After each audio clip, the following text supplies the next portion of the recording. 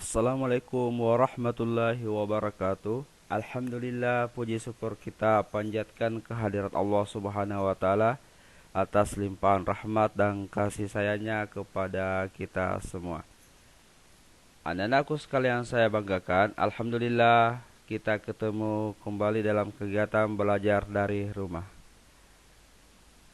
Saya harapkan anak-anakku sekalian semua dalam keadaan sehat-sehat dan siap mengikuti kegiatan pembelajaran pada pertemuan kali ini. Baiklah anak-anakku sekalian, pada pertemuan kali ini insya Allah kita akan melanjutkan pembahasan materi kita di materi logaritma. Nah, adapun tujuan pembelajaran kita di pertemuan kali ini yaitu menentukan penyelesaian persamaan logaritma yang berbentuk A logaritma fx sama dengan B logaritma fx dan fx logaritma gx sama dengan fx logaritma hx. Jadi pada pertemuan kali ini merupakan lanjutan dari pertemuan yang lalu, di mana pertemuan yang lalu kita juga membahas dua bentuk logaritma. Nah, sekarang kita perhatikan perbedaan pembahasan kita di pertemuan yang lalu, yaitu pada pertemuan kali ini persamaan logaritma yang akan kita tentukan penyelesaiannya adalah basisnya yang berbeda dan numerusnya yang sama. Nah, di pertemuan yang lalu itu yang sama adalah basisnya. Oke. Jadi saya ulang lagi, pada pertemuan kali ini persamaan logaritma yang akan kita selesaikan itu ciri-cirinya basisnya yang berbeda tetapi numerusnya yang sama, Kemudian bentuk yang kedua yaitu basisnya yang sama tetapi dalam bentuk fungsi fx, dalam bentuk fungsi fx dan numerusnya yang berbeda juga dalam bentuk fungsi. Inilah tujuan pembelajaran kita di pertemuan kali ini. Mudah-mudahan anak-anakku sekalian setelah menyimak atau mengikuti video pembelajaran ini bisa memiliki kemampuan dan keterampilan dalam menentukan penyelesaian persamaan logaritma yang berbentuk seperti ini. Oke, baiklah anak-anakku sekalian yang saya banggakan. Nah, lanjut kita ke materinya, yaitu persamaan logaritma yang pertama dulu. Nah, untuk yang pertama dalam menyelesaikan persamaan logaritma yang berbentuk A logaritma fx sama dengan B logaritma fx dengan syarat, nah ini syaratnya harus diingat A lebih dari 0, A tidak sama dengan 1. Ingat, basisnya itu selalu dua syaratnya. Lebih dari 0 tidak sama dengan 1. Begitupun B lebih dari 0 dan B tidak sama dengan 1. Serta fx itu lebih dari 0. Nah, kalau syarat ini terpenuhi, maka dapatlah digunakan sifat sebagai berikut.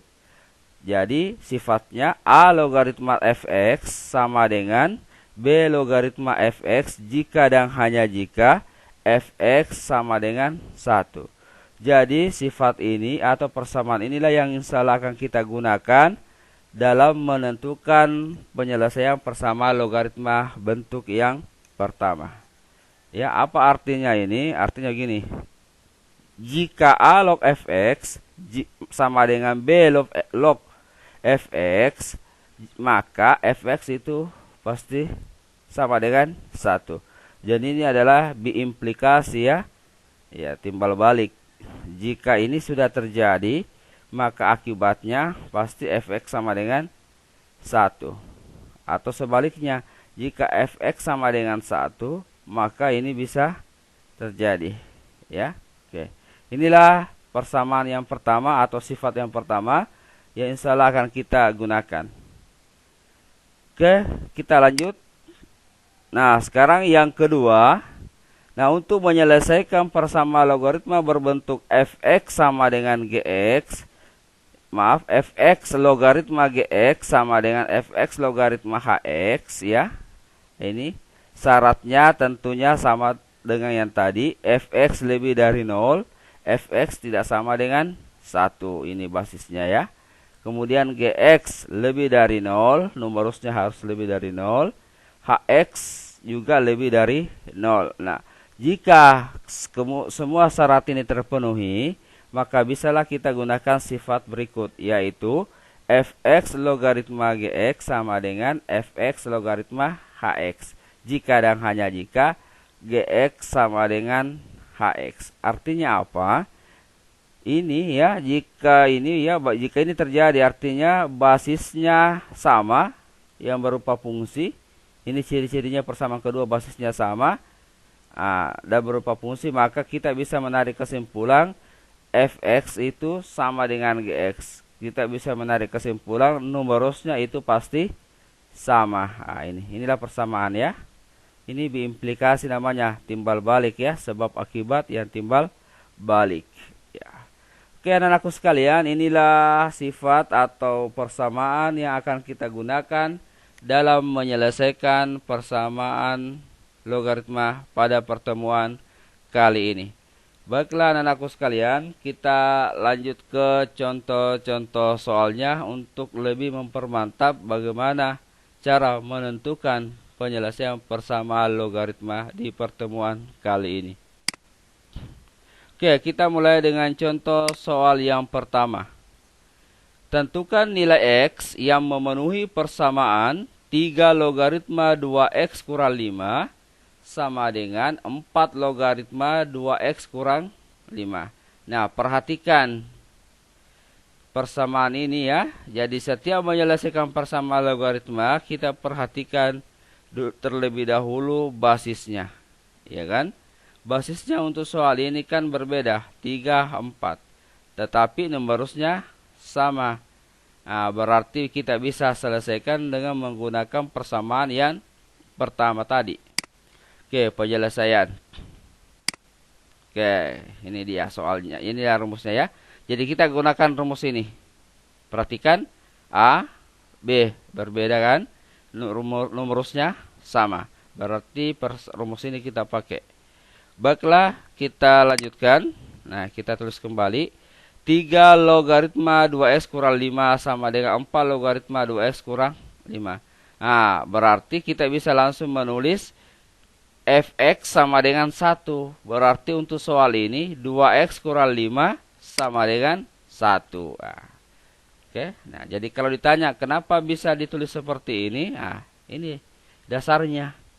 Ya, rumusnya kan persamaannya ini. Nah, setelah selesai ini kita tulis ya, kita selesaikan. Saya kira menyelesaikan ini tidak terlalu sulit ya, karena ini pelajaran sebelumnya ya, bahkan di SMP sudah sering dijelaskan.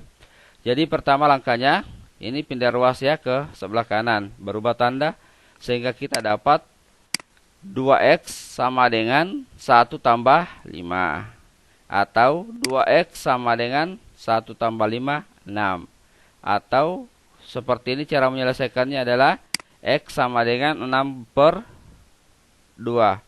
Atau x sama dengan 3. Nah, jadi nilai x sama dengan 3. Inilah penyelesaian dari persamaan logaritma. Arti dari penyelesaian itu adalah jika nilai x sama dengan 3, kita substitusi ke persamaan ini, maka persamaan ini akan menjadi kalimat yang benar. Itulah makna dari penyelesaian. Oke anak-anakku sekalian, inilah pembahasan contoh soal 1 ya. Mudah-mudahan bisa dipahami.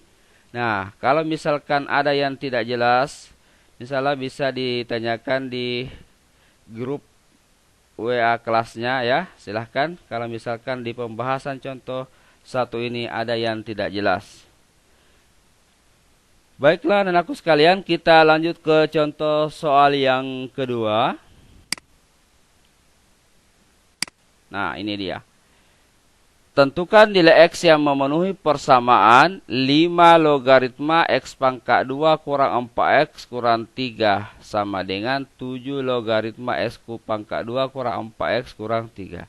Nah, sekali lagi, dalam menyelesaikan soal logaritma itu jangan terburu-buru ya. Perhatikan persamaannya. Karena di pertemuan awal kita sudah bahas dua bentuk persamaan. Di pertemuan ini juga dua, jadi sudah 4. Jadi, kita selidiki baik-baik. Nah, ya untuk soal 2 ini, perhatikan basisnya kan berbeda. Ya, 5, 7. Dan tidak ada jalan untuk menyamakan kedua basis ini. Nah, kalau begitu kita perhatikan numerusnya. Ternyata numerusnya soal ini sama. Nah, berarti kita ingat rumus kita tadi. Nah, ini lagi ya. Nah, ini rumus kita tadi. Nah, tetap menggunakan rumus yang pertama, yaitu numerusnya disamakan dengan 1. Ingat, ini numerus istilahnya kan di pertemuan awal kita tentang logaritma. Ya, ini basis, ini numerus kan. Oke, atau bilangnya yang kita cari logaritmanya. Baik. Nah, kita tulis ulang kembali dulu. 5 logaritma X pangkat 2 kurang 4X kurang 3. Sama dengan 7 logaritma X pangkat 2 kurang 4X kurang 3. Berdasarkan prinsip ini, kita bisa menulis X pangkat 2 kurang 4X kurang 3 sama dengan 1. Oke, baik. Kita selesaikan ini ya. Kita sederhanakan. Ya. Nah, kita sederhanakan. Nah, ini ya pindah ruas ya. Di kelas sebelumnya mungkin sudah paham ini. 1 kita pindah ruaskan ke ruas kiri, satukan. Berarti berubah tanda menjadi negatif 1. Sehingga kita dapat X pangkat 2 kurang 4X kurang 3 kurang 1 sama dengan 0. Kemudian lanjut. Minus 3 dengan minus 1 kita bisa jumlahkan. Sehingga hasilnya kita dapat X pangkat 2 kurang 4X kurang 4 sama dengan 0. Nah, pada bentuk yang terakhir ini atau persamaan ini, kita ingat ini adalah persamaan kuadrat ya. Jadi kita harus selesaikan ini dengan teknik persamaan kuadrat. Mungkin anak-anakku sekalian masih ingat cara menyelesaikan persamaan kuadrat di kelas sebelumnya, yaitu di tingkat SMP. Ya, ada yang masih ingat ya, yaitu ada 3 ya. Dalam menyelesaikan ini ada 3 cara ya. Pertama, ada namanya faktorisasi atau memfaktorkan. Nah, ini. Silakan. Kemudian yang kedua, melengkapkan kuadrat. Yang ketiga, menggunakan rumus kuadrat atau biasa juga dikenal dengan rumus ABC. Nah, untuk soal kita ini memfaktorkan ya. Mungkin masih ingat teknik memfaktorkan, yaitu seperti ini contoh ini. Kalau ini bagaimana teknik memfaktorkannya? Ini minus 4. Ya, ini juga minus 4. Jadi untuk memfaktorkan ini tekniknya apa? Kita mencari dua buah bilangan. Ya, jika kita perkalikan itu hasilnya harus negatif 4. Kemudian kalau kita jumlahkan kedua bilangan tadi yang kita perkalikan harus hasilnya negatif 4. Nah, kalau kita pikir-pikir ya, itu tidak ada bilangan seperti itu ya, karena minus 4 itu perkaliannya min 1 kali min 4 min 1 kali 4. Nah, ini min 1 kali 4 itu kalau dijumlah 3, ataukah 1 kali min 4 kalau jumlah itu min 3 ya, atau berapa lagi 2 kali min 2, nah itu min 4 juga, tapi kalau dijumlah 0 berarti tidak ada perkalian yang memenuhi kedua syarat tadi ini, yaitu namanya memfaktorkan atau faktorisasi. Nah, kemudian melengkapkan kuadrat sempurna. Jadi ini teknik yang pertama ini ya, gagal kita digunakan untuk soal kita di sini. Ya, gagal ya, tidak bisa. Oke, berarti kita boleh menempuh melengkapkan kuadrat ataukah rumus kuadrat, itu terserah Anda semua. Nah, pada pertemuan ini saya akan menggunakan teknik yang ketiga yang lebih simpel ya dibanding ini. Oke, kita coba ini menggunakan yang ketiga, rumus yang ketiga ya, rumus kuadrat untuk soal 2 ini. Yang mana itu rumus kuadrat? Mudah-mudahan anak-anakku sekalian masih ingat ya, yang ini ya. Oke, ini disebut rumus kuadrat. X sama dengan, atau X12 biasa ya, sama dengan negatif B plus minus akar dari B pangkat 2 kurang 4AC per 2A. Inilah yang disebut rumus kuadrat atau rumus ABC, karena menggunakan huruf ABC saja di sini, maka dikenal juga dengan rumus ABC. Oke, baiklah anak-anak sekalian, jadi di pertemuan ini kita menggunakan rumus ini ya. Masih ingat ya, mudah-mudahan masih ingat. A itu apa? A itu adalah koefisien dari X pangkat 2 di sini. Koefisien ya. Ini. B itu adalah koefisien dari X ini. B.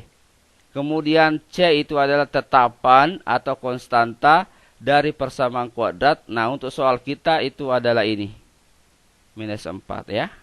Nah, itulah kita substitusi nanti ke sini. Oke, baiklah kita coba lanjutkan. Kita tulis di sini ya. Jadi rumusnya X12 sama dengan minus B plus minus akar dari B pangkat 2 kurang 4AC per 2A. Oke, sekarang lanjut. Kita substitusi ya. Nilai A, B, dan C. Oke, lanjut. Nah, perhatikan, B-nya kan minus 4. Saya substitusi sini minus 4 kan. Plus minus, B juga di sini berarti minus 4. Kurang 4 kali 1. Nah, satunya di sini kan ada koefisiennya 1. Kemudian C-nya negatif 4. Sini saya ganti negatif 4. Per 2 kali 1. Karena A-nya 1 kan, sini koefisiennya. Oke, sehingga saya dapatkan persamaan negatif dalam kurun negatif 4 plus minus akar dari negatif 4 pangkat 2 kurang 4 kali 1 kali negatif 4 per 2 kali 1. Oke. Kita selesaikan ini. Ya, negatif kali negatif 4 itu positif 4 plus minus. Negatif 4 pangkat 2 artinya negatif 4 kali negatif 4 itu positif 16. Terus negatif 4 kali 1 kali negatif 4 itu juga positif 16. Ya, per 2 kali 1, 2. Sehingga kita dapatkan X12 sama dengan 4 plus minus akar dari 16 tambah 16 per 2. Oke. Masih lanjut. Nah, ini ya kita sederhanakan. Ini tekniknya. Karena ini dibentuk akan ini kebiasaan saja ini. 16 tambah 16 itu adalah sebenarnya kalau kita jumlah itu 32. Ya. Kenapa Bapak tidak jumlah? Karena di pembahasan materi akar, bentuk akar ya. Mungkin di kelas 11, di kelas sebelumnya. Itu kita perhatikan ini 16. 16 itu adalah bilangan kuadrat sempurna. Ya. Kenapa 16 dikatakan kuadrat sempurna? Karena 16 itu bisa kita rubah ke bilangan berpangkat 2. Nah, itu sempurna. Jadi contoh bilangan sempurna yang lain yaitu misalnya 9. Ya, berapa lagi? 81. Karena 9 3 pangkat 2. 81, 9 pangkat 2. Nah, 16 juga itu 4 pangkat 2. Ya kan? Jadi saya tulis seperti ini. 16 kali 2. Sama kan? Ini kan 16 kali 2 itu artinya 16 tambah 16. Ya, 32 juga. Oke. Jadi saya dapatkan X12 sama dengan 4 plus minus akar dari 16 kali 2 per 2. Oke, lanjut. Nah, mungkin anak-anakku sekalian masih ingat ya, akar 16 itu teknik menyederhanakannya itu sama dengan 4 dah. Nah, jadi kita dapat 4 plus minus 4 akar 2 per 2. Kenapa bisa 4? Karena akar 16 itu 4. Atau 4 itu sama, atau 16 itu sama dengan 4 pangkat 2. Ya. Mudah-mudahan masih ingat tekniknya di SMP. Kalau tidak silakan dibuka kembali catatannya masalah bilangan bentuk akar. Oke. Lanjut. Kita perhatikan bentuk terakhir ini. 4. 4. 2. Nah, ketiga bilangan ini itu adalah kalau kita perhatikan merupakan faktor dari 2 karena dia semuanya bilangan genap. Ingat, prinsip semua bilangan genap itu ya pasti bisa dibagi 2. Oke, baik, kita lakukan penyederhanaan di sini. 4 bagi 2 itu kan 2. 4 bagi 2 juga 2. Kemudian 2 bagi 2 itu 1. Sehingga kita dapatkan 2 plus minus 2 akar 2. Ya, maaf salah tulis ini ya.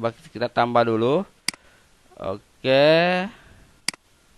Sini maaf ya, kasih 2 di sini. Iya, karena 4 bagi 2 2. Iya, oke.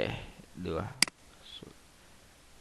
Iya, 2 ya. 2 akar 2. Oke, artinya ya, jadi saya dapatkan ini artinya X12 itu adalah X1 dan X2 ya. Nah, jadi kesimpulannya saya dapat nilai X itu sama dengan 2. Oh, maaf, di sini juga 2 ya karena di sini. Oke, baik, kita tambahkan 2 ya. Maaf ya, salah ketik. Sini 2. Oke. Sini juga pasti 2. Oke.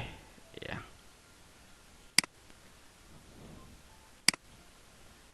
Nah, jadi X-nya sama dengan 2 tambah 2 akar 2. Nah, ini tidak bisa dijumlah ya, karena ini 2 akar 2 ada lebihnya. Iya, bilangan irasional ini. Jadi kita dapat X sama dengan 2 tambah 2 akar 2, atau X sama dengan 2 kurang 2 akar 2. Oke. Jadi inilah penyelesaian dari persamaan soal nomor 2. Jadi penyelesaiannya ada 2. Ya. Kenapa ada 2? Karena dibentuk di sini, dasar di sini adalah persamaan kuadrat. Ya, jadi nanti kalau di sini persamaan pangkat 3 kubik, pasti penyelesaiannya biasanya itu juga 3. Di contoh yang pertama tadi, di sini persamaannya cuma pangkat 1 kan, X, berarti penyelesaiannya cuma 1. Oke, baiklah anakku sekalian, inilah pembahasan contoh soal 2, silakan diperhatikan. Dan kalau misalkan ada yang belum jelas ya, atau ada yang terlewatkan, ya silahkan didiskusikan di grup kelasnya ya. Silahkan ditanyakan nak ya, nanti insyaallah saya akan bahas atau saya akan jawab. Oke, inilah pembahasan contoh soal 2 terkait dengan materi kita hari ini. Oke, baik, kita lanjutkan ke contoh berikutnya ya, atau contoh soal yang ketiga dan yang terakhir. Oke. Nah, contoh soal yang ketiga seperti ini. Tentukan nilai X yang memenuhi persamaan X tambah 1 logaritma S pangkat 2 kurang 3 sama dengan X tambah 1 logaritma X tambah 3. Nah, perhatikan soal ini ya. Nah, kalau kita perhatikan soal ini basisnya berbentuk fungsi. Ya, ciri-cirinya itu berbentuk fungsi ya, ada variabel. Ya, itulah ciri-ciri bahwa dia berbentuk fungsi. Jadi basisnya berbentuk fungsi. Kemudian numerusnya tidak sama. Berarti penyelesaiannya kita menggunakan rumus yang kedua atau sifat yang kedua ini. Ya, oke. Jika basisnya berupa fungsi dan sama fungsinya, ini sama ya. Nah, berarti bentuk ini analogi atau mirip dengan bentuk ini kan. Nah, perhatikan ini GX-nya dengan HX. Beda, tidak ada masalah ya. Nah, oke, kalau sama ya tidak apa-apa, langsung saja tetap karena ini di dasarnya. Jadi di sini GX sama dengan HX, artinya numerusnya yang di sebelah ruas kiri disamakan dengan numerusnya di ruas kanan. Ya, baik, kita lakukan. Nah, berarti kita dapat X pangkat 2 kurang 3 sama dengan X tambah 3. Dari mana ini? Ah, ini ya, numerus ini dengan numerus ini kita samakan. Nah, dasarnya menyamakan karena basisnya berupa fungsi dan basisnya sama. Nah, itu. Oke, baik. Kita lanjutkan. Nah, kita selesaikan ya. Jadi ini di ruas kiri ini kita satukan semua ya. Di yang bagian ruas kanan kita kumpulkan di ruas kiri semua. Ya, X berubah menjadi negatif X. Pindah ruas ya. Ini pelajaran SMP ini ya. 3 ke sebelah jadi minus. Sehingga saya dapatkan persamaan X pangkat 2 kurang X kurang 3 sama dengan 0. Negatif 3 dikurang 3 itu hasilnya negatif 6. Ya kan? Jadi kita dapatkan persamaan X pangkat 2 kurang X kurang 6 sama dengan 0. Nah, perhatikan kembali bentuk ini. Nah, bentuk ini adalah bentuk persamaan kuadrat. Ya, jadi sama di pembahasan soal kita yang kedua. Ya, kita menggunakan satu dari tiga teknik penyelesaian persamaan kuadrat. Oke, nah ini tekniknya. Jadi saya gunakan di sini teknik memfaktorkan. Kenapa? Karena ini prinsipnya, perhatikan. Minus 6, ini koefisiennya negatif 1. Jadi saya harus mencari dua buah bilangan, itu prinsip faktorisasi. Dua buah bilangan, jika kita perkalikan kedua bilangan itu, hasilnya harus negatif 6. Kemudian jika dijumlah, hasilnya harus negatif 1. Nah, bilangan itu tidak lain adalah negatif 3 dengan positif 2. Nah, kita coba uji. Negatif 3, ini negatif. Dikali positif 2 itu hasilnya negatif 6. Ya kan? Karena negatif 3 dikali 2, 2 kali 3 atau 3 kali 2 kan 6. Ada negatifnya berarti negatif 6. Nah, kemudian kita jumlahkan. Negatif 3 kita tambah dengan 2, itu hasilnya negatif 1 kan? Oke. Berarti faktorisasi ini bisa kita gunakan. Jadi tidak usah yang lain. Melengkapkan tidak usah. Rumus kuadrat tidak usah. Ya. Tetapi kalau ingin menggunakan rumus kuadrat tetap bisa. Silahkan. Ya, tidak apa-apa, bisa ya. Ya. Oke. Nah, sehingga kita dapatkan X kurang 3 kali X tambah 2 sama dengan 0. Lanjut. Nah, X kurang 3 sama dengan 0. Ya, kita ini samakan dengan 0. Hasilnya ini pindah ruas, berarti kita dapat X sama dengan 3. Oke, selesai. Kemudian yang berikutnya, X tambah 2 sama dengan 0. Kita samakan juga dengan 0 ini. Ya, sehingga kita dapat seperti ini. X tambah 2 sama dengan 0. Atau kita dapat X sama dengan negatif 2.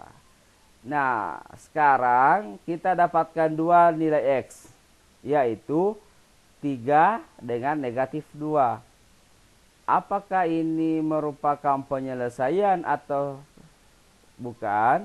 Nah, kita lanjutkan penyelidikan terlebih dahulu. Jadi untuk soal ini kita adakan uji, ya, ada namanya uji basis dan uji numerus.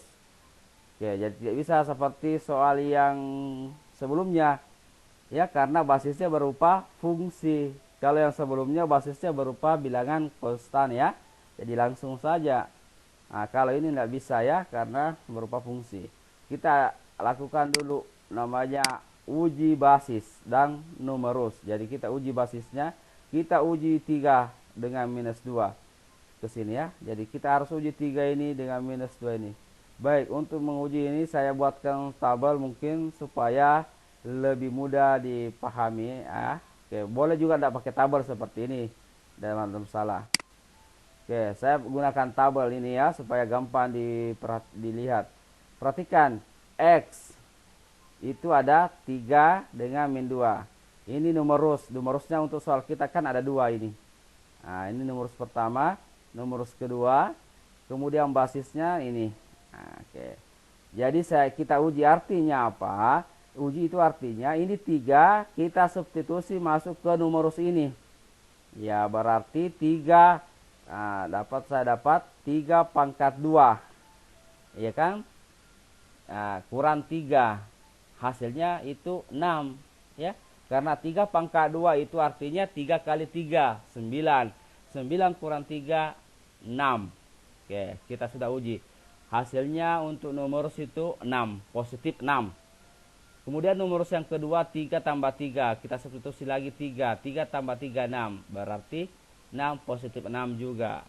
Kemudian basisnya yang berikutnya 3. Basisnya kan X tambah 1. Berarti 3 tambah 1 sama dengan 4.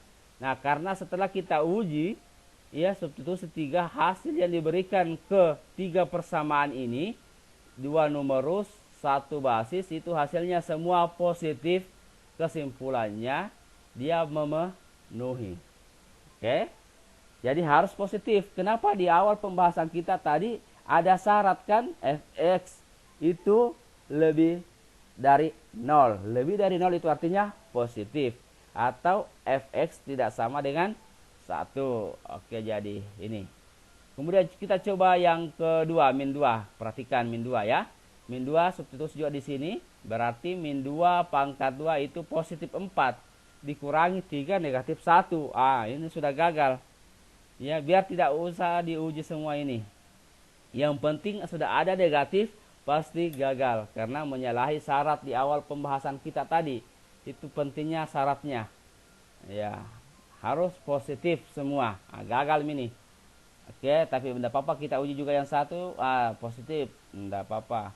Kita uji basisnya min 1. Berarti untuk min 2 ini tidak memenuhi karena bertentangan dengan syarat kita tadi di awal pembahasan ya. Mudah-mudahan diingat, yaitu lebih dari 0. Jadi saya pakai tabel ya. Jadi ini boleh tidak pakai tabel ya. Boleh tidak pakai tabel. Misalkan ditulis saja X kayak di awal-awal pertemuan kita ya. Di materi sebelumnya. Itu ada juga saya buatkan syarat seperti ini, tapi saya tidak pakai tabel. Oke, jadi kesimpulannya untuk soal 3 ini ya, yang merupakan penyelesaiannya itu adalah X sama dengan 3. Jadi hanya satu nilai X yang memenuhi. Oke. Baiklah anak-anakku sekalian, inilah pembahasan contoh soal 3. Mudah-mudahan bisa dipahami. Nah, kalaupun nanti ada yang kurang jelas dari penjelasan saya ini, ya silakan didiskusikan, kita diskusikan di grup WA kelas kita ya. Baiklah anak-anakku sekalian, saya kira sampai di sinilah pembahasan kita di pertemuan kali ini. Mudah-mudahan apa yang saya sampaikan bisa dipahami dengan baik, dan setelah menyimak video ini, tujuan pembelajaran kita hari ini bisa tercapai. Dan saya akhiri, Assalamualaikum warahmatullahi wabarakatuh.